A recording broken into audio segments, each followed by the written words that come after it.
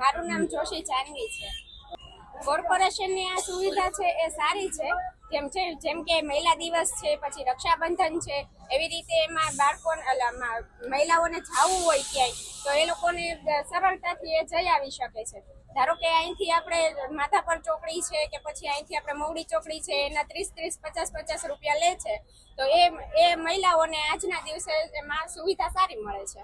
અમે લોકો ત્રિકોણબાગથી અત્યારે માધાપર ચોકડી જવાના છીએ. અને કેટલું ભાડું થાય ત્રિકોણબાગથી માધાપર ચોકડીનું? ત્રિકોણબાગથી માધાપર ચોકડીનું 30-40 રૂપિયા અંદાજે લેતા હોય છે, પણ આજના દિવસે ફ્રી મુસાફરી છે, એ સારી બાબત છે.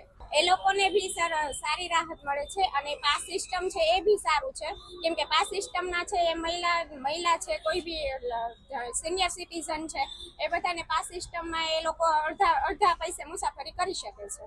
સિટી બસ સેવા બધા વિસ્તારમાં ચાલે છે. એ સારી બાબત છે કે માણસોને ક્યાંય જવું હોય તો રિક્ષાના 150 રૂપિયા 200 રૂપિયા ખર્ચીને ના જવું પડે.